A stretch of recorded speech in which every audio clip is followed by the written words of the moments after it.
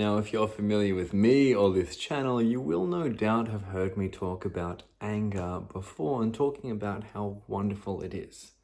And before you get too concerned, I'm not talking about getting angry at people or suppressing anger and turning it inwards. I'm talking about taking your outrage at an issue, channeling that into an outcome and solving it. That's the brief version. The long version is me going on a big rant and rampage all about how anger is truly, in my opinion, the most beautiful, healing, and divine transformative energy on the planet. And today, I don't want to talk about that. I've talked about that before. Today, what I want to do is I want to expand on it. I want to share with you this principle that anger isn't patient. Now, what I mean by that is that once you have that terrific surge of energy within you that is ready to respond to the thing that conflicts with your view of the world, the thing that made you angry in the first place. Remember, anger is just a surge of energy that you can channel if you know how. And that duration is quite short. While it's in you, you can and you should use it.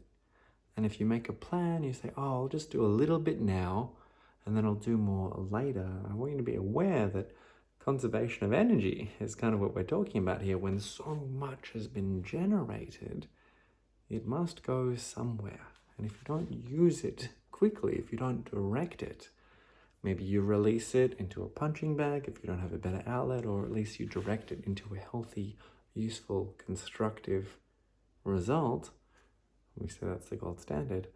But if you don't do that quickly, it will have nowhere else to go and it will turn inward. It will become repressed, suppressed anger, which is one of the worst kinds if you're not careful. Or even if you are careful, maybe in fact if you're too careful. Maybe in fact if you don't want to be too hasty. Maybe you just want to cool things down a little bit. If you don't know how to actually leverage anger in a constructive way, and you're afraid of doing it incorrectly and causing some damage, which I respect, good to avoid that version of anger. But just be aware that if you're too slow, I guess I'll say, the anger will have nowhere else to go. It will have to go inward. It will bounce around inside and it will make you pretty sick.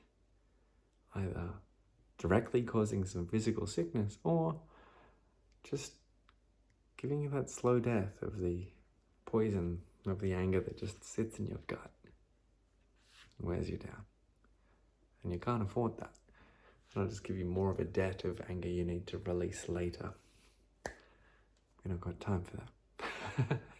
So, what does this mean for you? It means that if you are gifted with that surge, that rush of anger in response to an issue, and if you are able to capture that and use it to fix the problem in a healthy, healing, constructive way with all that wonderful anger energy you've been rewarded with, wonderful. But if you delay too much, know that you will be wasting it. Not only wasting it, it will have nowhere to go. It will turn inward. It will make you sick. So if you can't use it now, release it. Get into a punching bag. Some pillows on the floor and wail into them and scream and release that stuff so that it's not going in.